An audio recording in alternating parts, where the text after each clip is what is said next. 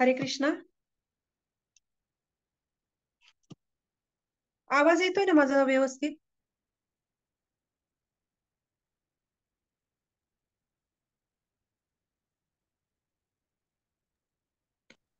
एकच मिनिट हं. येतोय माताजी. एक मिनिट थांब.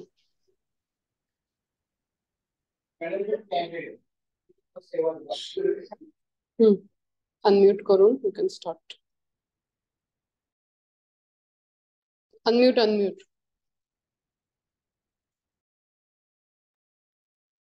ओके, चालेल. सुरू करूया आपण. प्रार्थनेने सुरुवात करूया. ओम अज्ञानतिमिरान्धस्य ज्ञानाञ्जनशलाकया चक्षुरुन्मीलितं येन तस्मै श्रीगुरवे नमः. नमो विष्णुपदाय कृष्णप्रेष्ठाय भूतले श्रीमते भक्तिवेदान्त स्वामिनीति नामिने.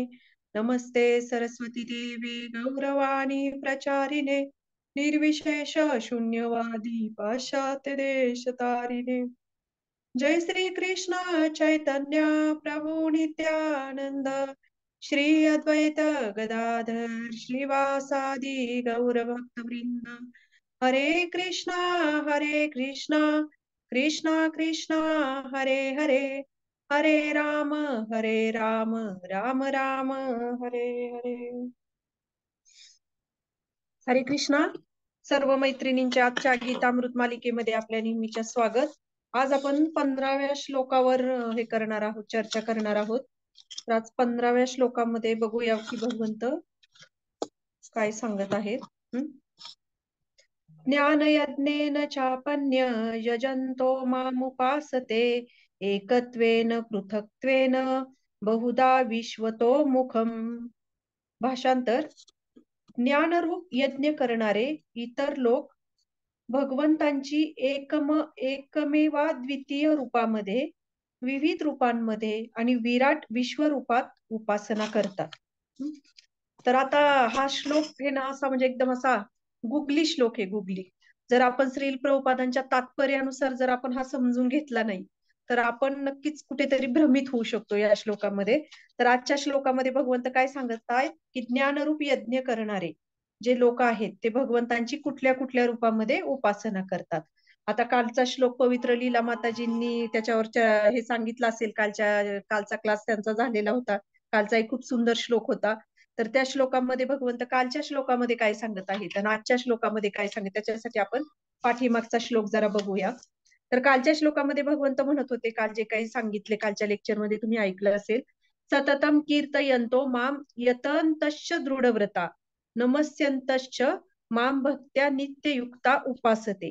म्हणजे हे महात्मे जन सतत माझे कीर्तन करीत, दृढ निश्चयाने प्रयत्न करीत आणि मला वंदन करीत भक्तिभावाने माझी नित्य उपासना करतात. म्हणजे इथे भगवंत काय म्हणत आहेत की महात्मे कोणाला म्हणत आहेत की जे भगवंतांचं सतत निरंतर कीर्तन करतात आणि ते कशाने करतात की दृढ निश्चयाने करतात आणि जे मला वंदन करतात, मला नमस्कार करतात आणि भक्तिभावाने नित्य माझी आराधना करतात. तर त्यांच्यासाठी भगवंतांनी इथे महात्मा हा शब्द उच्चारलेला आहे. तर हे महात्म्याचं वर्णन या श्लोकामध्ये सांगितलंय. आणि आजच्या श्लोकामध्ये भगवंत काय म्हणत आहेत की जे महात्मा नाहीयेत म्हणजे अन्य लोक, म्हणजे इथे इथे एक हे येतो बघा, चापन्य. ज्ञान यज्ञेन चापन्य म्हणजे काय? चापन्य अन्य म्हणजे काय? इतर. की जे इतर म्हणजे याचा अर्थ काय की जे महात्मा नाहीये. तर या लोकांचं वर्णन भगवंत इथे करत आहेत. म्हणजे हा जे भक्ती करणारे आहेत किंवा जे भक्तांचे शुद्ध भक्त आहेत तर त्यांच्यासाठी हा श्लोक नाहीये. तर जे लोक भगवंतांकडे अग्रेसर होण्याची इच्छा बाळगून आहेत तर त्यांच्यासाठी हा श्लोक भगवंत त्यांच्यासाठी ह्या श्लोकामध्ये भगवंत सांगत आहेत की कुठले कुठले लोक हे वेगवेगळ्या मार्गाने माझी उपासना करतात. तर आता याच्यामध्ये ना तीन प्रकारचे लोक मार्ग भगवंतांनी दिलेले आहेत. तर त्यातला पहिला म्हणजे काय आहे की ज्ञान यज्ञेन, म्हणजे वेगवेगळ्या ज्ञान रूपाने वेगवेगळ्या मार्गाने ते यज्ञ करतात म्हणजे भगवंतांची भक्ती करतात. तर आता याच्यामध्ये एकत्वेन, इथे एक शब्द आहे की एकत्वेन म्हणजे काय की जो ह्याचं तुमच्याकडे ना भगवद्गीता असेल तर प्लीज तुम्ही ह्याचं भाषांतर पण ओपन करा, म्हणजे तुम्हाला अजून समजण्यासाठी मदत होईल. तर एकत्वेन म्हणजे काय, की परमेश्वर आणि मी एक आहे. हं? माझ्यात आणि मी परमेश्वर आहे, परमेश्वरात आणि माझ्यात काहीच अभिन्नता नाही. हं? आम्ही एकच आहोत. या भावनेने जे लोक पूजा करतात भगवंताची, हा कुठला, याला काय म्हटलं जातं, शुद्ध मायावाद म्हटलं जातं. मायावाद म्हणजे काय, की जी गोष्ट आपण कसं म्हणतो की माया माया आपल्यावर अटॅक करते, मायेच्या प्रभावाखाली आपण जातो. माया म्हणजे काय, की जी गोष्ट अस्तित्वात नाहीये त्याला म्हणतात माया. मग ही जी गोष्ट अस्तित्वातच नाहीये, की हे लोक एकत्वेनं म्हणजे परमेश्वर आणि भगवंत आणि मी एकच आहे, आत्मा आणि परमात्मा एकच आहे, तर हा मायावाद झाला. तर अशा प्रकारे एकत्वेनं या एका मार्गाने. दुसरा मार्ग आहे पृथक्त्वेनं. पृथक्त्वेनं म्हणजे काय, की सगळे सगळे म्हणजे देवी देवता जे काही वेगवेगळे आहेत, देवी देवता सगळ्यांना एकत्रच समजायचं. म्हणजे काय, शंकर काय, अजून दुसऱ्या कुठल्या देवांचं नाव म्हणजे महादेव असेल, एखादी दुर्गा देवी असेल, गणपती असेल, कोणाचीही पूजा केली तर सगळं काही परमेश्वरापर्यंतच पोहोचतं. म्हणजे काय, की एकाच ठिकाणी जातो आपण. पण एकाच ठिकाणी म्हणजे कुठे, तर तो एक ठिकाण म्हणजे अजूनही समजत नाही की एकाच ठिकाणी सगळे जातात, पण एकाच ठिकाणी म्हणजे जातात कुठे आपण वेगवेगळ्या मार्गाने जर पूजा केली तर म्हणजे भिन्न भिन्न देवी देवता जे आहेत त्यांची पूजा करायची, आणि ते सगळे परमेश्वराप्रतीच ते जातं, आणि ते परमेश्वरच जाते एकाच ठिकाणी जातो. आपण म्हणतो ना, काय त्याला कुठलीही भक्ती केली, कुठली पूजा केली तर सर्व एकाच ठिकाणी जाते, की एकच देव आहे, एकाच देवाच्या ठिकाणी जातो, पण तसे नाहीये. तर याच्यामध्ये दुसरे जे आहे पृथक्त्वेन म्हणजे भिन्न देवता, भिन्न भिन्न देवी देवतांना परमेश्वर समजायचं. त्याला म्हणतात, म्हणजे सगळं काही जे काही पूजा करू ते एकाच जागेवर जाणार. म्हणजे आता फॉर एक्झाम्पल एकत्वेनं आपण बघितलं की परमेश्वर आणि आपण एकच आहोत. आता उदाहरणार्थ, जर आपल्या देशाचे पंतप्रधान आहेत, आणि देशाचे पंतप्रधान आहेत आणि एखादा साधा आमदार आहे, आपण म्हणू का हो की काय, पंतप्रधान आणि त्या आमदारामध्ये काय वेगळेपण आहे, ते दोघं एकच आहेत, आपण असं म्हणू का? आणि जर म्हंटल कोणी तर आपण ते ऍक्सेप्ट करू का? की प्रत्येकाचं पद, पंतप्रधानांचा जी पोस्ट आहे ती कुठल्या स्तरावर आहे, त्यांना कुठले अधिकार आहेत, आणि एका आमदाराला आमदाराची पोस्ट काय आहे, आणि याच्यामध्ये त्याच्या नियंत्रणामध्ये किती मोठा एरिया येतो. मग असं जर कोणी म्हटलं तर आपण त्याला वेड्यात काढू की नाही. मग तसंच आहे, जर परमेश्वर आत्मा आणि परमात्म्यामध्ये इतका फरक आहे. परमात्मा म्हणजे कोण आहे, की सर्व ब्रह्मांडाचे स्वामी आहेत, आणि हा आत्मा त्याचा एक छोटासा कण आहे. मग आपण जर म्हटलं की आत्मा मी आणि परमेश्वर एक आहे, तर ते होईल का? एकदा ना श्री प्रभुपादांकडे ना, एक म्हणजे प्रभुपादांच्या ह्याच्यातली एक स्टोरी आहे ही, की एक व्यक्ती म्हणते की मी भगवंत आहे, मी भगवान श्रीकृष्ण आहे. आणि काही वेळाने त्या व्यक्तीला वॉशरूमला लागते. तर प्रभुपाद म्हणतात की भगवंत सर्व ब्रह्मांडाचे स्वामी आहेत. हे सगळं ब्रह्मांडाची निर्मिती करतात, आणि ही व्यक्ती जर म्हणते की मी भगवंत आहे, तर याला स्वतःच्या नैसर्गिक क्रियांवर पण कंट्रोल नाही का?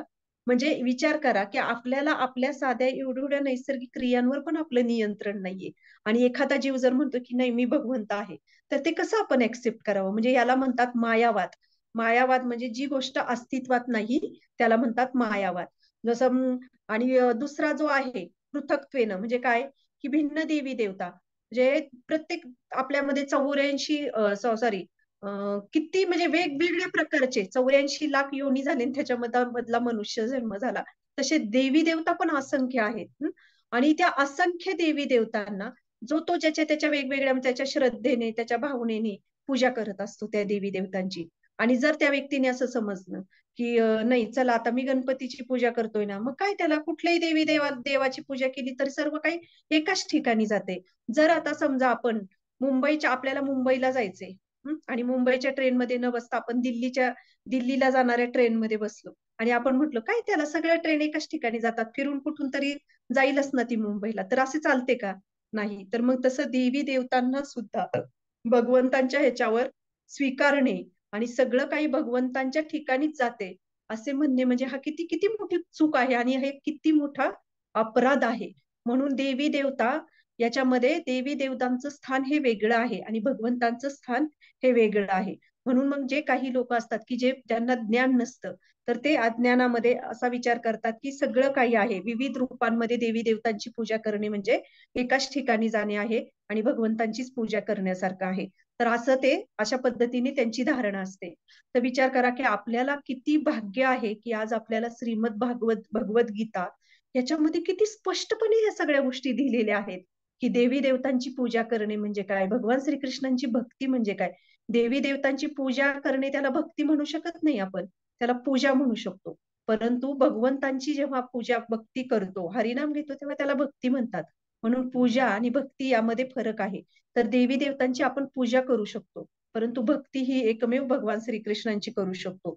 तर या सगळ्या श्रीमद भगवद्गीतेचे एक एक श्लोक आपल्याला इतकं ज्ञान देणारे आहेत. पण त्याच्यासाठी काय आहे की श्रीमद भगवद्गीता आपल्याला योग्य अशा गुरु शिष्य परंपरेमध्ये माहिती पाहिजे. तर हे श्रील प्रभुपाद खूप छान त्याचं तात्पर्य पण आपल्याला देत आहेत. की म्हणजे आणि ह्याच्यामध्ये आपण बघितलं की ज्ञान मार्गाद्वारे 3 प्रकारे भगवंताची उपासना केली जाते. तर आता ह्याच्यामध्ये 3 मार्ग म्हणजे हे दिलेले आहेत की एकत्वेनं म्हणजे परमेश्वर एक आहे, त्याला म्हणतात मायावाद. दुसरा आहे पृथक्त्वेनं म्हणजे देवी देवतांचीच पूजा करायची, सगळं काही म्हणायचं की एकाच ठिकाणी जातं. आणि तिसरा प्रकार आहे तो विश्वतोमुख. विश्वतोमुख म्हणजे काय की सगळं हे जे विश्व आहे, या सगळ्या विश्वामध्ये जी काही भगवंतांची शक्ती आहे, की त्याला भगवंतांचं रूप मानणे. म्हणजे आता डोंगर असेल, पर्वत असेल, पाऊस असेल, ह्या सगळ्यांना काय करायचं, सूर्य असेल, की या रूपामध्ये भगवंतांची पूजा करणे. तर हे झालं विश्वतोमुख म्हणजे विश्वामध्ये जे काही शक्ती आहे भगवंतांची, त्या शक्तीलाच भगवंतांचं रूप मानणे. तर आता एकत्वेने मध्ये मध्ये परमेश्वर आणि मी एक आहे असं समजणे. तर हा 9.11 अध्याय आपण थोडं मागे जाऊया, म्हणजे आपल्याला हे एकत्वेनं असे वेगवेगळे हे रेफरन्स आलेले आहेत ते समजण्यासाठी सोपे जाईल. तर याच अध्यायामध्ये 11वा श्लोक आलेला आहे. तर 11व्या श्लोकामध्ये भगवंत काय म्हणत आहे, अवजानंती मा मुडा मानुषी तनुमाश्रितम परम भाव मजानंतो मम भूत महेश्वरम. याचा अर्थ काय की मी मानव सदृश रूपामध्ये अवतीर्ण होतो तेव्हा मूर्ख लोक माझा उपहास करतात. अस्तित्वातील सर्व वस्तूंचा परम अधीश्वर म्हणून माझे दिव्य स्वरूप ते जाणत नाहीत. म्हणजे किती सुंदर श्लोक भगवंतांनी स्पष्टपणे सांगितलेला आहे की मी मानवाच्या रूपामध्ये जेव्हा अवतीर्ण होतो तेव्हा हे मूर्ख लोक माझा उपहास करतात. एक प्रकारे आपण पण भगवान श्रीकृष्णांचा अनादर करतो ना, की श्रीकृष्णांना एक साधा गुराख्याचा मुलगा, गोपींबरोबर नृत्य करणारा, दुसऱ्यांच्या मुलींबरोबर नाचणारा, अशा पद्धतीने आपण बोलतो. म्हणजे याचा अर्थ काय की आपण कुठे किती मोठा अपराध करतो. जेव्हा भगवंत मानव रूपामध्ये अवतीर्ण होतात तेव्हा भगवंत इथे धडधडीत हा श्लोक आहे की माझा उपवास करतात आणि सर्व अस्तित्वातील सर्व वस्तूंचा म्हणजे सर्व जे काही आहे त्या वस्तूंचा परम अधीश्वर म्हणून माझे दिव्य स्वरूप ते जाणत नाहीत. मग आता हे एकत्वेनं मग परमेश्वर आणि आपण एक आहोत हे कसे होऊ शकते हो, की जर या श्लोकामध्ये भगवंत सांगत आहेत की सर्व वस्तूंचा मी स्वामी आहे आणि हे माझं दिव्य स्वरूप आहे, तर ते कोणी जाणत नाही. जे कोणी जाणत नाहीत तेव्हा तेच विचार करू शकतात की परमेश्वर आणि मी एक आहे.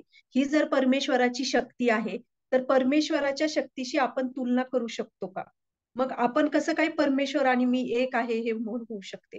म्हणून जेथे कुठे ही फिलॉसॉफी हे तत्वज्ञान येतं की नाही मी आणि आत्मा आणि परमात्मा अभिन्न आहे, आत्मा आणि परमात्मा एक आहे, तर हे भगवद्गीतेचे श्लोक आपण स्मरण केले पाहिजे की जे ते भगवंत सांगत आहेत की हे सगळ्या वस्तू ज्या आहेत अस्तित्वातील ब्रह्मांडातील ते सर्वाच्या अधीश्वर म्हणजे मी कंट्रोलर आहे त्याचा आणि हे सगळं माझ्या अधिपत्याखाली येतं आणि जे लोक माझं दिव्य स्वरूप जाणू शकत नाहीत तेच लोक अशा पद्धतीने विचार करू शकतात.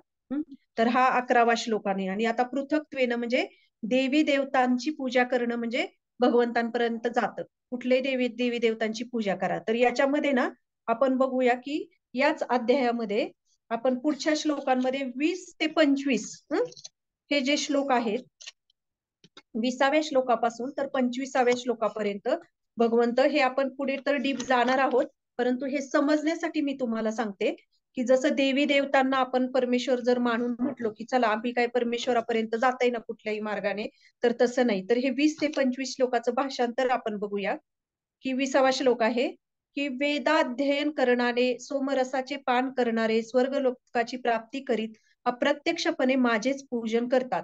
असे पाप कर्मांपासून शुद्ध झालेले लोक इंद्राच्या पुण्य लोकामध्ये जन्म घेतात आणि त्या ठिकाणी ते देवांप्रमाणे दिव्य उपभोग घेतात. म्हणजे आपण म्हणतो ना की देवी देवतांची पूजा केली म्हणजे गेलो आम्ही भगवंतांपर्यंत. तर इथे भगवंत काय सांगत आहेत की जे लोक याची पूजन करतात ते पाप कर्मापासून शुद्ध होतात, परंतु त्या जर इंद्र लोकात ते त्यांनी पुण्यकर्म केलं असेल आणि पापकर्मापासून शुद्धी झाली असेल तर ते कुठे जातात?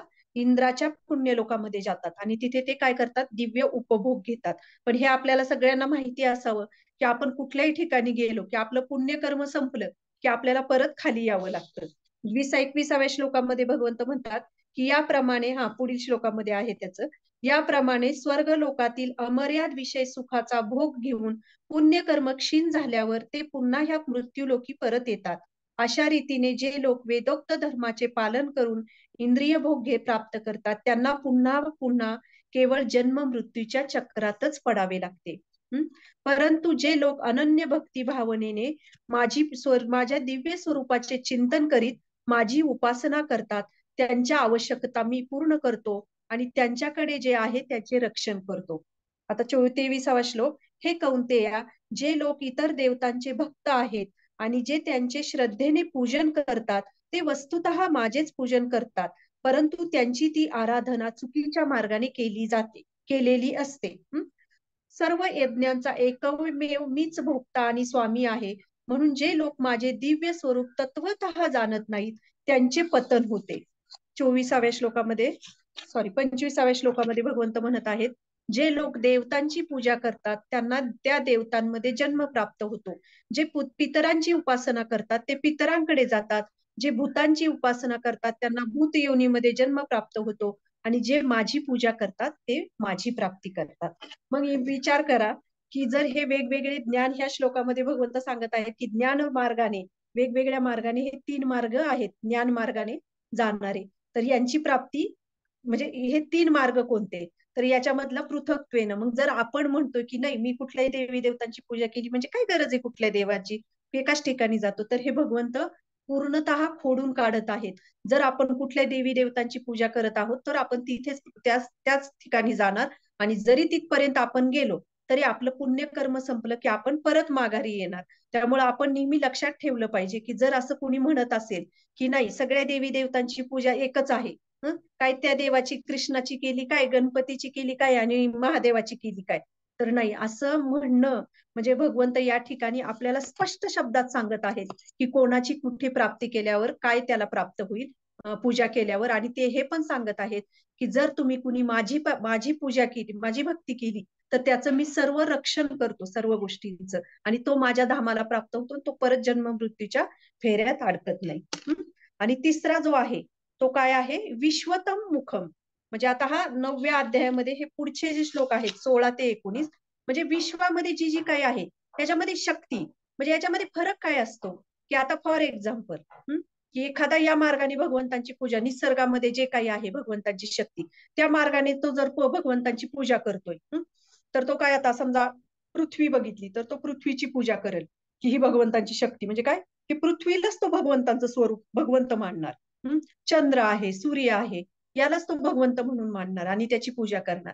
आणि एक भक्त जे असतात, वैष्णव जे असतात, ते कुठल्या भावनेने बघतील याच्याकडे?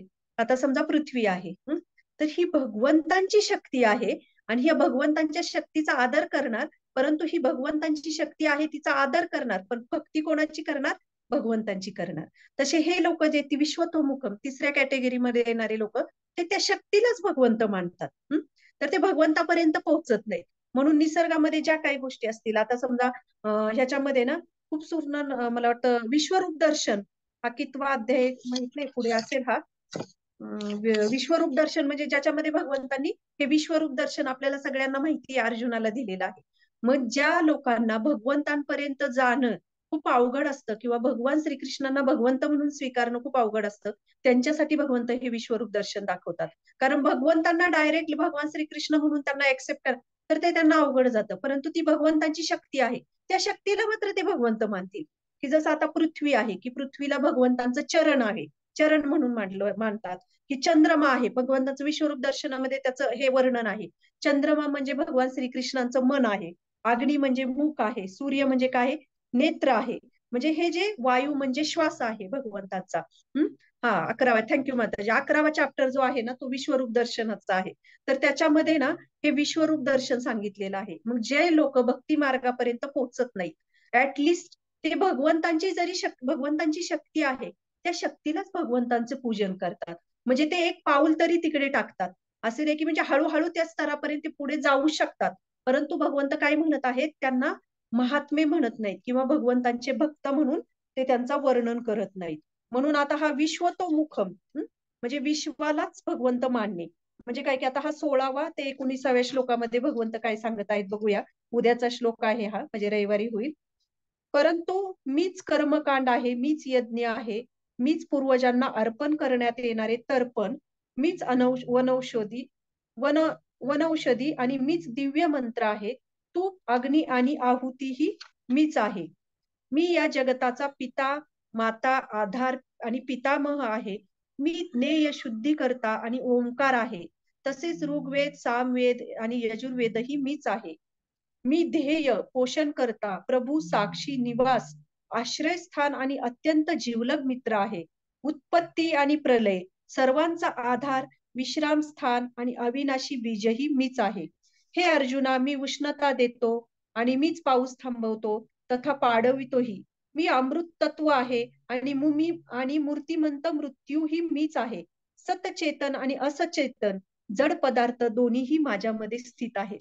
म्हणजे काय की निसर्गामधली प्रत्येक गोष्ट भगवंत काय आहेत, तो मी आहे. आणि जड पदार्थ, जड सचेतन म्हणजे आपल्यासारखे आत्मा आणि जे अजड असत आहेत, ते दोन्ही पण माझ्यामध्ये स्थित आहेत. म्हणजे काय, दोन्ही पण भगवंतांपासून येत आहेत. परंतु ज्या लोकांना भगवंतांना डायरेक्ट ऍक्सेप्ट करणं अवघड जातं, मग ते त्यांची चेतना तिथपर्यंत प्रगती होते की चला ही भगवंतांची शक्ती आहे, त्या शक्तीला तर ते भगवंतांचं रूप मानतायत.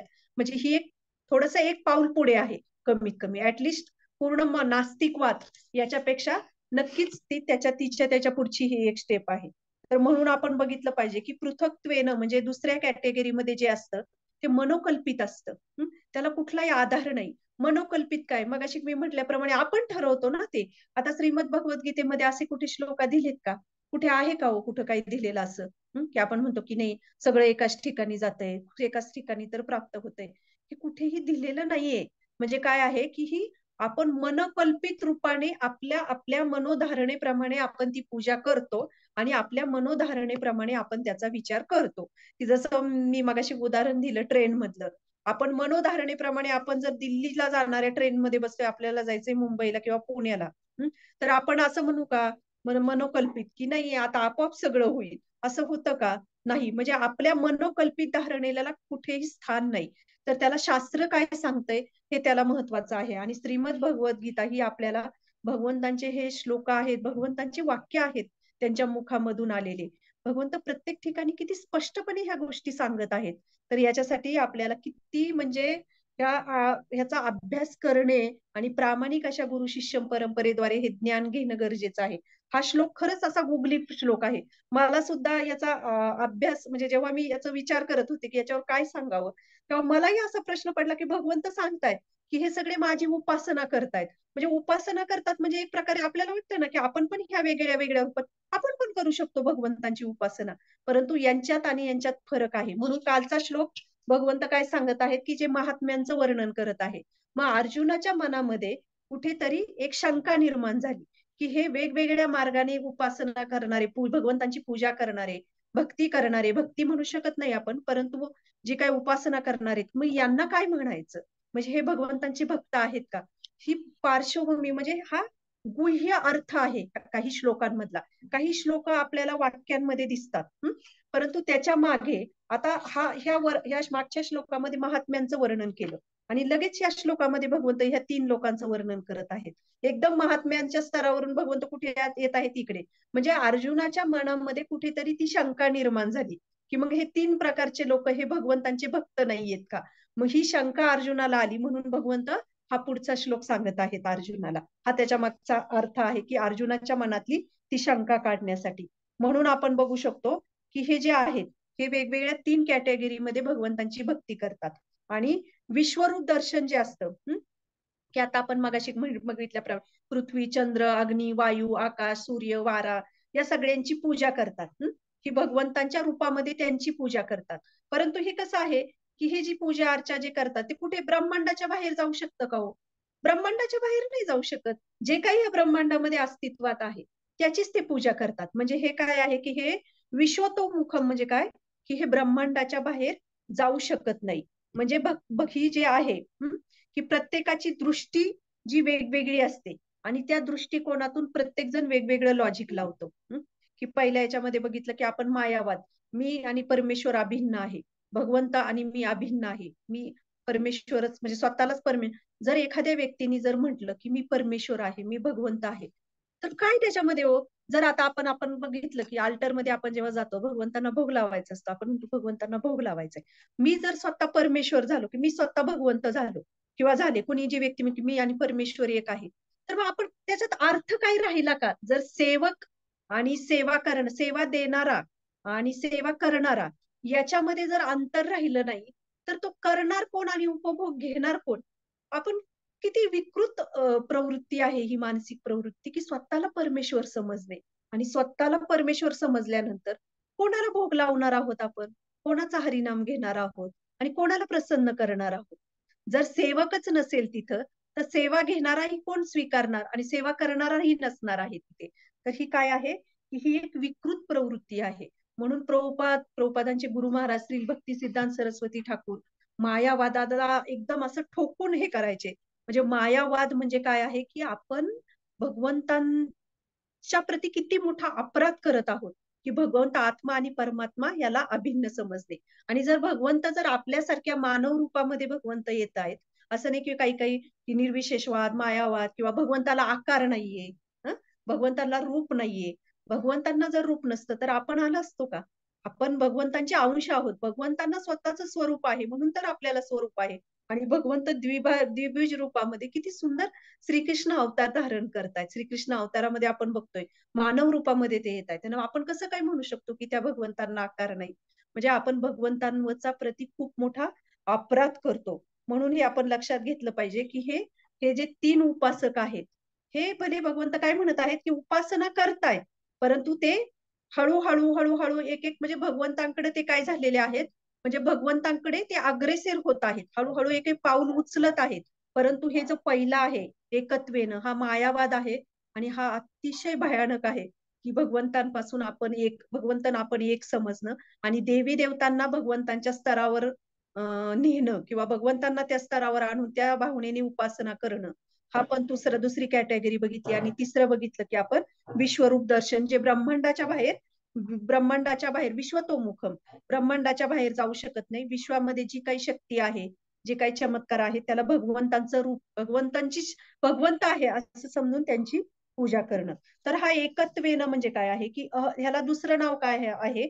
अहम ग्रह उपासना याला म्हणतात एकत्वेन. म्हणजे भगवंत आणि मी एकत्रित होणं. आणि दुसरं पृथक्त्वेनं म्हणजे प्रतीक उपासना, म्हणजे दुसऱ्या रूपामध्ये, म्हणजे दुसरं रूप म्हणजे काय, की देवी देवतांचं मनोकल्पित रूप.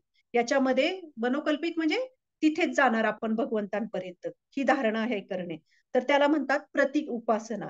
आणि विश्वतोमुखम म्हणजे विश्वरूप उपासना, जे भगवंतांनी विश्वरूप दर्शन दिलेलं आहे, की चला भगवंतांना तुम्ही स्वीकारू शकत नाही, तर भगवंत म्हणतात की चला, की माझे चरण आहेत, माझं मस्तक आहे, माझे हात आहेत, माझं उदर आहे, ह्या वेगवेगळ्या रूपामध्ये तरी ते माझी शक्ती बघून तरी ते माझी, ऍटलिस्ट माझी नाही पण माझ्या शक्तीची तरी ते उपासना करतील.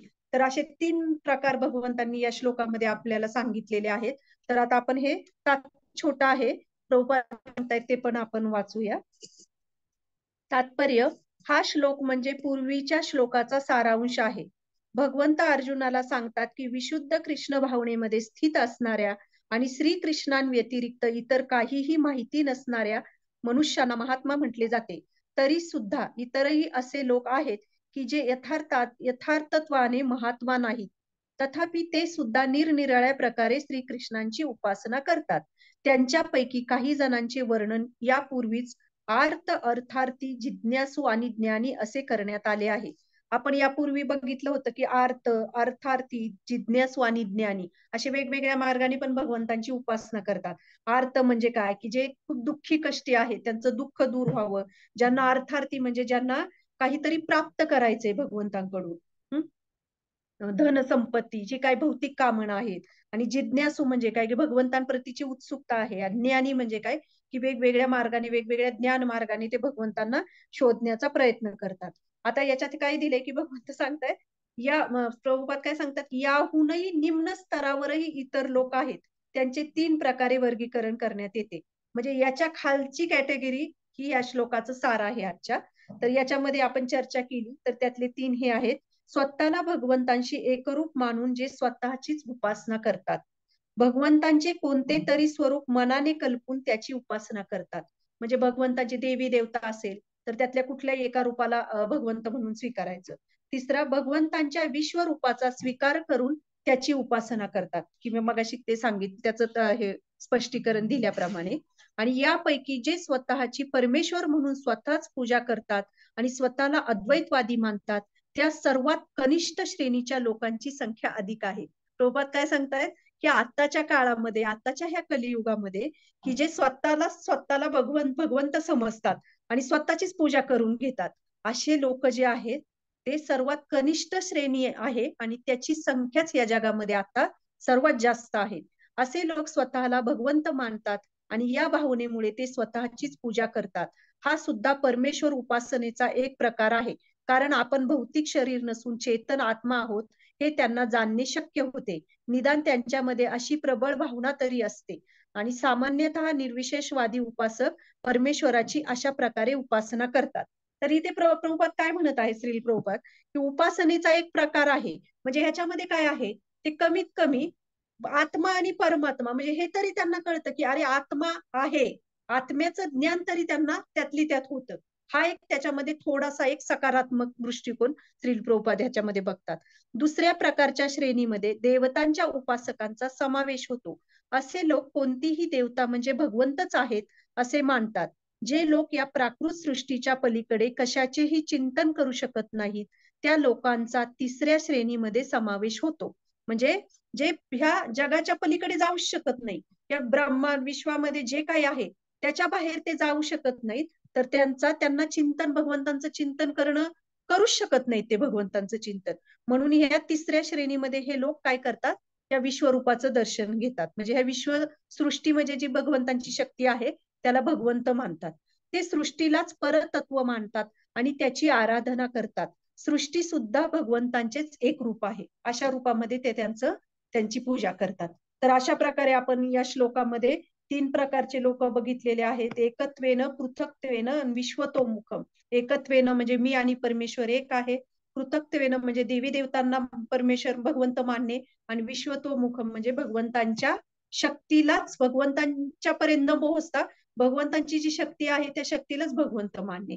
तर अशा 3 प्रकारच्या कॅटेगरी आपण आजच्या श्लोकामध्ये बघितल्या.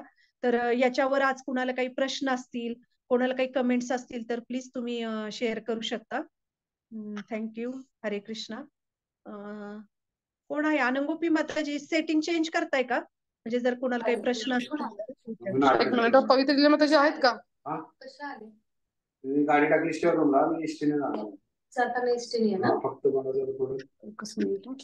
पवित्र लीला माताजी आहेत? आता मग दीपाला करते. गाडी चालवायला हा, मी ड्रायव्हर आहे असताना थोडासा त्रास होतोय. म्यूट ऑल करा फक्त.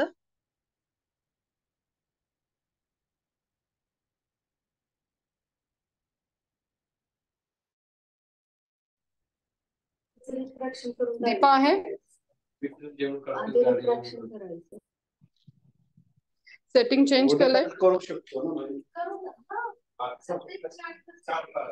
कुणाला प्रश्न असतील तर नक्की विचारा. आणि संदिनी शक्ती माताजी नेहमीप्रमाणे तुमचा एकदम खूप छान फ्लो मधून क्लास दिलात. So thank you so much. ते काय शोभा गोडे माताजी सगळ्यांनाच खूप आवडलेलं आहे लेक्चर. So thank you. आणि कुणाला काही प्रश्न असतील तर नक्की विचारा. प्रश्न असतील तर आपण घेऊया, नाही तर मग आपण थांबू शकतो. आणि आता रविवारी असणार आहे, रविवारी पण तुम्ही सगळ्याजणी जॉईन करा.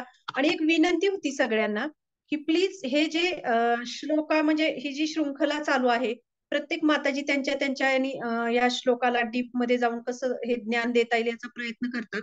परंतु हे जर आपण क्लास अटेंड करता करता किंवा आज हा श्लोक आहे, उद्या तो आहे, किंवा झालेला श्लोक आहे, तो जर थोडासा तुम्ही वेळ दिला 1-10 मिनिटं आणि तो वाचण्याचा प्रयत्न केला तर ते समजण्यासाठी खूप सोपे जाईल.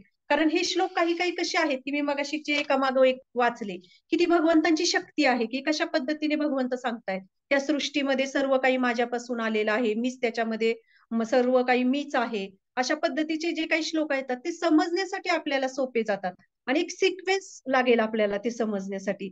तर एक विनंती होती सगळ्यांना की खरंच तुम्ही ज्या माताजी लेक्चर देतात त्या खूप प्रामाणिकपणे आणि खूप कष्ट करून वेळ काढून प्रयत्न करतात देण्याचा. तर तुमच्यापर्यंत ते पोहोचवण्यासाठी तर ते आपण पण आपल्याकडून एक प्रामाणिक प्रयत्न केला तर आपल्याला समजण्यासाठी ते अजून सोपे जाईल. थँक्यू. नसेल कोणाचा प्रश्न तर आपण मग थांबूयात का? रविवारी सगळेजणी हो, जॉईन चालेल. कर. चालेल. हरे कृष्णा, दंडवत प्रणाम. एक प्रश्न आहे, विचारू का? हा येस माताजी विचारा ना. हा, म्हणजे तुम्ही सांगितलं, मी जरा आज उत्ता उशिरा जॉईन केलं, पण मला असा बेसिक प्रश्न आहे की तुम्ही उपासना आणि भक्ती हे कसं तुम्ही डिफरन्शिएट कराल, मला जरा प्लीज सांगा ना जरा. उपासना आणि भक्ती. कालचा श्लोक आपण जो बघितला, कालचा क्लास ऐकला तुम्ही? येस माताजी, ऐकला. हो. हा, मग कालच्या श्लोकामध्ये भक्ती म्हणजे काय आहे की जे भगवंत एका भक्ताची, एका वैष्णव असेल, एक भक्त असेल, त्याला भगवंत महात्मा म्हणतायत की जो सततम कीर्तन, म्हणजे जो माझं सतत कीर्तन करतो आणि कुठल्याही दृढ निश्चयाने प्रयत्न करतो. याच्यामध्ये आपण बघू ध्रुव महाराजांचं उदाहरण मला आठवत आहे आता. एक मिनिटात कोणाचा तरी आवाज येतोय बॅकग्राऊंडला. तर ध्रुव महाराजांचं हरिबोल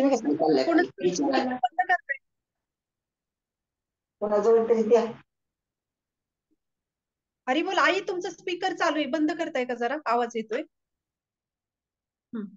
तर आपण बघू शकतो की भगवंत काय सांगत आहे की जो दृढ निश्चयाने, भक्ती कोणाला म्हणतात, तर ती भक्ती आहे याला आपण कसं समजू शकतो की आता उदाहरणार्थ आपण ध्रुव महाराजांचं उदाहरण बघूया. की ध्रुव महाराज असतील किंवा प्रल्हाद महाराज, की प्रल्हाद महाराजांच्या जीवनामध्ये किती संकट आले, परंतु प्रल्हाद महाराज हल्ले की प्रल्हाद महाराज कसे आहेत, दृढ निश्चयी होते. की त्यांच्या पित्याने त्यांच्यावर वेगवेगळे अत्याचार, अन्याय, किती अत्याचार केला त्यांच्यावर, परंतु त्यांची भक्ती, त्यांची श्रद्धा भगवंतांवरची ती हल्ली का, तर ते दृढ निश्चयाने, दृढ श्रद्धेने ते करत राहिले. हे प्रल्हाद महाराजांचं उदाहरण आहे.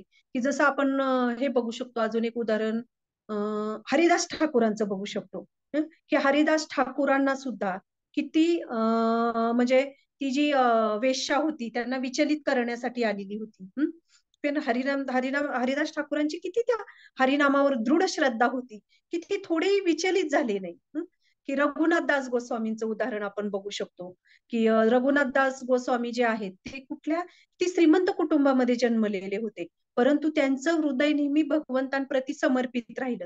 त्यामुळे त्या गोष्टी त्यांना, भौतिक गोष्टी त्यांना विचलित करू शकल्या नाही. त्यांना एक सुंदर पत्नीही होती, तिचा सुद्धा त्यांनी त्याग केला आणि पूर्ण चैतन्य महाप्रभूंच्या चरणांप्रती त्यांनी त्यांचं जीवन समर्पित केलं. म्हणजे हे काय आहे, हे आपण या श्लोकाद्वारे काय समजू शकतो की जे व्यक्ती, जे वैष्णव आहेत, की ते अशा पद्धतीने त्यांच्या जीवनामध्ये किती संकट आले तरी ते भगवंतांचं कीर्तन करतात, भगवंतांची भक्ती करतात, दृढ निश्चय ते भगवंतांच्या चरण कमलांपासून कधीच दूर होत नाही. त्याला म्हणतात भक्ती. तर हे आपण या वैष्णवांच्या जीवनामधून बघू शकतो. आणि ती भक्ती. उपासना म्हणजे काय, की आज आपण ह्या 3 कॅटेगरी बघितल्या. की उपासना म्हणजे काय, की भगवंतांची डायरेक्ट भक्ती ते करत नाही. भगवंतांची डायरेक्ट भक्ती करणं, ज्याच्यामध्ये मध्ये कोणीच नाहीये, आपण डायरेक्ट भगवंतांची भक्ती करतो, ती झाली भक्ती. पण उपासना म्हणजे काय, की आज आपण ह्या 3 कॅटेगरी बघितल्या वेगवेगळ्या. तर हे 3 कॅटेगरीमध्ये म्हणजे डायरेक्टली भगवंतांपर्यंत ते जात नाहीत, परंतु अशा 3 मार्गाने, वेगवेगळ्या मार्गाने ते भगवंतांची पूजा, उपासना करतात. म्हणजे डायरेक्टली ते भगवंतांची जोपर्यंत भक्ती करत नाही तोपर्यंत त्याला आपण भक्ती म्हणू शकत नाही. भले ते भगवंतांकडे त्यांनी आता एक भगवंतांकडे ते अग्रेसर होतायत, म्हणजे प्रयत्न करतायत तिकडे जाण्याचा, परंतु अजून ते तिथपर्यंत पोहोचलेत का, तिथपर्यंत नाही पोहोचलेले. म्हणून ही उपासना म्हणतात. ऍटलिस्ट हे 3 जे मार्ग आहेत की ज्याच्यामध्ये ते आत्मा आणि परमात्म्याचं ज्ञान तरी त्यांना होतंय की परमात्मा पण आहे आणि आत्मा पण आहे. जरी ते एकत्रित ते एकत्वेनं, म्हणजे ते एकत्व, परमेश्वर आणि मी एकच आहे, म्हणजे याचा अर्थ ते आत्म्याचं ज्ञान तरी त्यांना आहे. म्हणजे काय आहे की ती कुठेतरी त्याकडे त्यांनी एक पाऊल उचललेलं आहे. आणि दुसऱ्या ह्याच्यामध्ये आपण बघितलं की देवी देवतांना ते मानतायत, देवी देवतांची ती पूजा करतायत. म्हणजे थोडक्यात काय, की देवी देवतांना ते ऍक्सेप्ट करतायत, म्हणजे इनडायरेक्टली ती भगवंतांची शक्तीच आहे. देवी देवता कुठून आलेले आहेत, भगवंतांकडूनच आलेले आहेत. म्हणजे एकदम नास्तिकवाद म्हणजे काय, की परमेश्वर नाही, भगवंत नाही, हा जन्म माझा एक एवढाच जन्म आहे माझा आणि खा प्या ऐश करा, या जन्मामध्ये पुढचं कोणी बघितलंय, याला म्हणतात नास्तिकवाद. म्हणजे जिथे भगवंतांची शक्ती भगवंत पण नाही आणि काही ऐशाराम, ही जी इंद्रिय तृप्तीची जी भावना आहे याचं सगळ्यात खालचं असतं म्हणजे अधपतन झालेलं. म्हणजे ऍटलिस्ट ते तिथे तरी नसतात. म्हणजे या मार्गाद्वारे ते येतात. मग या मार्गाद्वारे आपण बघतो की विश्वतोमुखम, की ते भगवंतांची शक्ती ऍक्च्युअली एक कुठेतरी ती भगवंताच्या शक्तीला तरी ते ऍक्सेप्ट करतात. म्हणजे ही डायरेक्ट भगवंतांना ते ऍक्सेप्ट करत नाहीयेत, परंतु वेगवेगळ्या मार्गाद्वारे ते भगवंताकडे एक एक पाऊल उचलतायत. म्हणून याला म्हणतात उपासना. तर ही उपासनेचा स्तर आहे की जो भक्तीचा स्तर नाही होऊ शकत. आणि भक्ती म्हणजे डायरेक्टली भगवंतांची भक्ती, आणि उपासना म्हणजे इनडायरेक्टली हळूहळू हळूहळू हे भगवंतांच्या शक्तीला ते मानून हळूहळू भगवंतांपर्यंत जातील. आणि जेव्हा भगवंतांची शुद्ध भक्ती प्राप्त होईल त्यांना, तेव्हा तो आपण म्हणू शकतो की तो भक्तिमय स्तर आहे. तर हा माताजी मी मला समजेल असा म्हणजे प्रयत्न केला सांगण्याचा. मला माहित या नाही या तुमचं किती उत्तर मिळालं तुम्हाला त्यातलं. पण जर तुम्हाला येस अजूनही येस. याच्यामध्ये काही शंका असेल तर मी नक्कीच वरिष्ठांना विचारून तुम्हाला अजून ह्या प्रश्नाचं स्पष्टीकरण देऊ शकेल. थँक्यू. नाही, थँक्यू, मला मिळालं. फक्त आणि मनात एक होतं की म्हणजे उपासना म्हणजे की ते नुसतं रिच्युअल का जप असं एक हे होतं. हा एक फक्त आता माझ्या डाऊट आहे. म्हणजे की तुम्ही म्हणाले ते कळलं की नॉट डायरेक्ट भक्ती, म्हणजे त्या मार्गावर आपण पाऊल उचललं आणि युअर स्लोली प्रोग्रेसिंग टुवर्ड्स म्हणजे काय डिवोशन सर्व्हिस. ते एक आलं लक्षात. आणि सगुण आणि निर्गुण हे ती पण उपासना म्हणायची का भक्ती म्हणायची? सगुण आणि निर्गुण आपण जे म्हणतो, तुम्ही आज आता सांगितलं ना, फॉर्म आहे आणि फॉर्मलेस असं म्हणतो. काही जण म्हणतात की फॉर्मलेस आहे म्हणजे देव, असं नाहीये पण म्हणजे, तर हो, त्याला तुम्ही काय म्हणता म्हणजे की सगुण. आणि आता हे कसं आहे ना माताजी, खूप डीप आहे हे. सगुण, निर्गुण, निराकार. म्हणजे भगवंतांना आपण बघितलं मगाशी, निर्गुण म्हणजे निराकार आहे, भगवंतांना आकार नाही कुठला. हं? आपण भगवंतांची सगळं काही भगवंतांपासून येतं. म्हणजे कसं आपण निर्गुण निराकार म्हणजे भगवंतांना जी काही आपण ब्रह्मांडामध्ये जी काय आहे ती भगवंतांची शक्ती आहे. मग भगवंत कुठे अद्वैतवाद म्हणतात ह्याला, की भगवंत वेगळे पण आहेत आणि एकत्रित पण आहेत. हा झाला अद्वैतवाद. आणि निराकारवाद म्हणजे काय, की भगवंतांना कुठलं रूप नाहीये. भगवंतांना साकार रूप नाही. परंतु शास्त्रांमध्ये भगवंतांचं सच्चिदानंद देहाचं वर्णन केलेलं आहे. की भगवंतांचा आपण बघतो ना, श्रीमद भागवतम मध्ये किती ठिकाणी भगवंतांचं वर्णन केलेलं आहे. की भगवंतांच्या गळ्यामध्ये वैजयंती माळा आहे, भगवंतांच्या कंठाशी कौस्तुभ मणी आहे, भगवंतांचं नीलकांती म्हणून वर्णन केलेलं आहे, घनश्याम वर्ण भगवंतांचा आहे. तर किती सुंदर वर्णन आपण बघू शकतो की भगवंतांचं श्रीमद भागवतमच्या ह्या श्लोकामध्ये आलेलं आहे. आणि तरी पण आपण भगवंतांना निराकार समजतो. म्हणजे हा काय आहे, भगवंतांप्रतीचा अपराध आहे. म्हणून निर्गुण निराकार. निर्गुण निराकार म्हणजे काय, की भगवंतांना कुठलाही आकार नाही आणि भगवंतांना कुठलंही रूप नाही. तर याला म्हणतात निर्गुण निराकार. तर असं हे त्याचा हे आहे निराकार. म्हणून तो एक अपराध आहे ओके. भगवंतांप्रतीचा. श्रीमद भागवतम मध्ये खूप छान श्लोक आहेत त्याचे. मी तुम्हाला वैयक्तिकरित्याही त्याचा हे देऊ शकते की निर्गुण येस निराकार म्हणजे मॅडम. भगवंतांना आकार नाही कुठला. हे असं समजणं म्हणजे भगवंतांप्रतीचा हा एक अपराध आहे की भगवंतांचं रूप आहे तरी आपण त्याला नाकारतोय असं. कारण येस, आपण निराकार म्हणजे की थँक्यू. शून्यावर ध्यान नाही करू शकत. आपण जर असं डोळे मिटले शांतपणे आणि फक्त आपण म्हटलो की आपण फक्त ध्यान करतोय, असं ध्यान, तर आपण ज्याला आपल्या समोर काहीच नाहीये, तर त्या ध्यानामध्ये आपलं मन किती किती काळ राहील त्याच्यामध्ये. शून्य आहे, शून्यवत.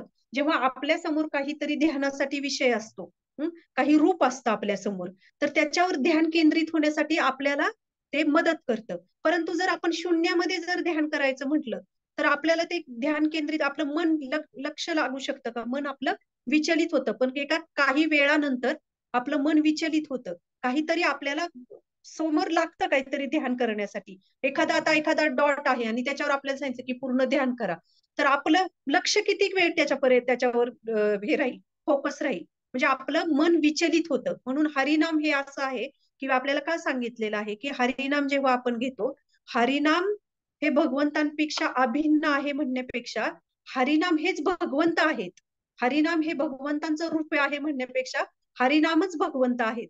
आणि जेव्हा आपण हरिनाम घेतो आणि आपल्याला असं ऐकू येईल असे आपण आवाजात म्हणतो, तेव्हा ते आपल्याला ऐकू येतं. तेव्हा आपल्याला काय होतं की त्याच्यावर लक्ष केंद्रित करण्यासाठी मदत होते. पण तेच जर आपण मौन व्रत धारण करून म्हटलो की ठीक आहे, असं पूर्ण डोळे बंद करायचे आणि काहीच नाही आणि मनातली मनात आपण म्हणायचं, तर आपलं मन आपल्याला कुठे कुठे घेऊन जातं. म्हणून आपल्या ह्याच्यामध्ये पण बघतो आपण आपल्या संप्रदायामध्ये की आपल्याला हरिनाम जे काही हरे कृष्ण महामंत्र आहे तो असा म्हणून आपल्याला ऐकू येईल असा म्हणावा, कारण आपलं लक्ष केंद्रित राहतं. पण जर आपण शून्यावर ध्यान केलं तर ते होऊ शकत नाही. तर हा फरक त्याच्यामध्ये आहे. येस, थँक्यू व्हेरी मच माताजी. खूप सुंदर सांगितलं तुम्ही. हे आत्ताचं की रूप त्याचं तुमच्या समोर आलं पाहिजे तर तुम्ही ध्यान त्याच्यावर केंद्रित करू शकता. नाही ते पाहिजे. That is very important. खूप सुंदर पॉईंट सांगितलं. थँक्यू व्हेरी मच माताजी. हरे कृष्णा. चालेल.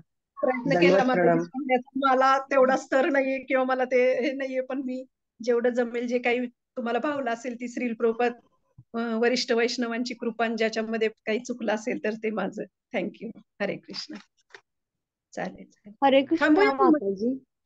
हा येस माताजी. माताजी, तुम्ही ते निराकार निर्विशेष बद्दल आता जे बोलला ना, मग त्याचं एक उदाहरण देऊ शकाल काय? म्हणजे कोणती लोक म्हणजे निराकार रूप असं म्हणजे मानतात भगवंताला? म्हणजे गौतम बुद्धांचं तसं आहे काय? म्हणजे प्रत्येकाचं वेगवेगळी फिलॉसॉफी आहे. म्हणजे ऍक्च्युली तसं पाहायला गेलं तर प्रत्येक जण वेगवेगळं तत्वज्ञान हे करतो. की गौतम बुद्धांचं जे होतं, म्हणजे तुम्ही आता ते उदाहरण दिलं म्हणून मी सांगते. तर गौतम बुद्ध जे होते, तर गौतम बुद्ध हे निराकार वगैरे अशा ह्या कॅटेगरी मधले नाहीत. गौतम बुद्धांचं भगवंतांच्या अवतारांमध्ये वर्णन येते, दशावतारांमध्ये गौतम बुद्धांचं. फक्त गौतम बुद्ध जे होते त्यांनी पूर्ण शास्त्र अमान्य केली. म्हणजे शास्त्रांनाच त्यांनी खंडन केलं, शास्त्रांनाच अमान्य केलं. तर ते पण त्यांनी का केलं, तर गौतम बुद्ध ह्या कॅटेगरीमध्ये येत नाहीत. गौतम बुद्धांना म्हणजे ज्या त्या काळामध्ये पशुहत्या इतकी होत होती, इतकी पशुहत्या होत होती, म्हणजे शास्त्रांचा गैरवापर केला जात होता. म्हणजे आता एखाद्या शास्त्रात एखाद्या ठिकाणी लिहिलेलं आहे की तुम्ही एखाद्या पशुला बळी द्यायचा म्हटलं किंवा त्याचा काही नियम होते आणि त्या काली मातेला कशा पद्धतीने तुम्ही अर्पण करून कशा पद्धतीने तुम्ही कधीतरी त्याला नियमानुसार तुम्ही तो मांसाहार करू शकत होता. परंतु त्याचा गैरवापर केला गेला आणि त्या काळामध्ये इमर्जन्सी सिच्युएशन आली. गौतम बुद्धांचा इमर्जन्सी सिच्युएशन मधला अवतार आहे की जसं आपण म्हणतो ना राष्ट्रपती लागू केली किंवा त्या काळामध्ये ती व्यक्ती त्या काळामध्ये ती व्यक्ती तिथे नसते. त्या पदासाठी ती कोणी स्वीकारण्यासाठी कोणी जबाबदार व्यक्ती नसते. तेव्हा मग त्या काळामध्ये आपण कसं म्हणतो की राष्ट्रपती राजवट लागू केली. अगदी तसंच गौतम बुद्ध सुद्धा त्या सिच्युएशन मध्ये गौतम बुद्ध जे आले तर गौतम बुद्धांनी हे सगळे वेदच अमान्य केले, कारण त्याचाच कुठेतरी गैरवापर केला जात होता. म्हणून शास्त्र त्यांनी नाकारले. म्हणून गौतम बुद्धांनी ती जी परिस्थिती होती की जी पशुहत्या अमर्याद प्रमाणात चालली होती ती रोखण्यासाठी भगवंत गौतम बुद्धाच्या रूपांमध्ये आले. त्यामुळे भगवान गौतम बुद्ध जे आहेत ते या कॅटेगरीमध्ये येत नाहीत, तर तो भगवंतांचा अवतार समजला जातो. आणि जातो म्हणजे भगवंतांचाच अवतार आहे. तर श्रीमद भागवतम मध्ये पण तुम्ही बघू शकता गौतम बुद्धांचं वर्णन आलेलं आहे. आणि तुम्ही जो दुसरा प्रश्न विचारला आता त्याला माझ्याकडे आता असं मी सांगू शकत नाही. पण निराकार म्हणजे ही फिलॉसॉफी तरी लक्षात आली तरी आपल्याला कळेल. आपण असं कोणाचं नाव नाही घेऊ शकत, परंतु हे समजू शकतं की निराकार आताच्या कलियुगामध्ये आपण बघू शकतो की भरपूर असे अपसंप्रदाय उदयास आलेले आहेत की जे निराकार आहे, निर्विशेषवाद आहे, ब्रह्मवाद. आणि ज्याच्यामध्ये श्रील प्रभुपादांनी आताच्या क्लासमध्ये आपण बघितलं की प्रभुपाद सांगतायत की भगवंत आणि मी एक आहे आणि भगवंताच्या तर माझ्यात अभिन्नता आहे आणि मलाच भगवंत म्हणून पूजा अर्चा करा. तर ही जी कॅटेगरी आहे ती आताच्या काळामध्ये सगळ्यात जास्त आहे या लोकांची संख्या. त्यामुळे याच्यामध्ये आपण बघतो की निराकार निर्विशेषवाद. निराकार मध्ये मागाशी मी सांगितल्याप्रमाणे भगवंतांना आकार नाहीये, रूप नाहीये. ही सगळी पृथ्वी जी आहे, जी शक्ती आहे तीच शक्ती आहे. भगवंतांना कुठे स्वरूप आहे. तर अशा पद्धतीने वेगवेगळ्या मार्गाद्वारे आपण बघू शकतो की त्याची उपासना करतात. तर ती त्यांच्या फिलॉसॉफीवरून आपण समजू शकतो की हे भगवंताने आता आपण जे 3 कॅटेगरी बघितल्या या ज्ञान मार्गाच्या आत्ताच्या क्लासमध्ये, तर या कॅटेगरी आपण स्मरण करून आपण ओळखू शकतो की हे कुठल्या 3 मार्गामधल्या एका मार्गामध्ये ते दिसत आहेत. आणि या 3 मार्गांव्यतिरिक्त कुठलंच असं नाहीये की वेगळं काहीतरी येणार आहे. तर हे 3च मार्ग आहेत जे वेगवेगळ्या मार्गाद्वारे भगवंतांची उपासना करतात. तर त्या 3 मार्गामध्ये कुठे ना कुठे या प्रकारच्या व्यक्ती आपल्याला दिसतात. तर त्याच्यामध्ये आपण बघू शकतो की हे निराकारवादी आहेत, हे मायावादी आहेत, स्वतःला भगवंताचं स्वरूप समजतात, हे मायावादी आहेत. देवी देवतांची पूजा करणारे आहेत, हे देवी देवतांना त्यांच्या जीवनात दुसरं काही स्थान नाहीये, की काय त्याला कुठल्याही देवाची पूजा केली तरी ते परमेश्वरापर्यंत तर जातंय, पण कुठे जातंय ते, कुठेतरी जातंय पण त्याला नाव काय ते समजत नाही. तर ते त्या कॅटेगरीमध्ये आहेत. आणि तिसरी जी कॅटेगरी मी मगाशी तुम्हाला म्हटल्याप्रमाणे, की जे काय आहे ते भगवंतांच्या शक्तीलाच भगवंत म्हणून मानणं, म्हणजे भगवंत आहेत हेच न स्वीकारणं, स्वीकारायचं नाही, परंतु हे काय, हे जे आहे निसर्ग आहे, हीच भगवंत, हीच शक्ती आहे, ह्याच्यापेक्षा अजून काय वेगळं असेल तर असं स्वीकारणं. तर ह्या 3 कॅटेगरीमध्येच लोक येतात यामध्ये. तर त्याच्यावरून आपण ओळखू शकतो की निराकारवादी कोण आहेत, मायावादी कोण आहेत, आणि विश्वाची उपासना करणारे कॅटेगरीमध्ये असणारे ते कोण आहेत. तर हे आपण ह्याच्यावरून स्मरण करू शकतो. आणि हे श्लोका जर तुम्ही वाचले, हे जर वाचलं तात्पर्य अजून चांगल्या पद्धतीने, तर समजण्यासाठी अजून सोपे जाईल हे आपल्याला. धन्यवाद माताजी. थँक्यू चालेल, थांबूया मग माताजी आपण आता, कोणाला आता नसेल प्रश्न. Okay okay okay, thank you. Haribol.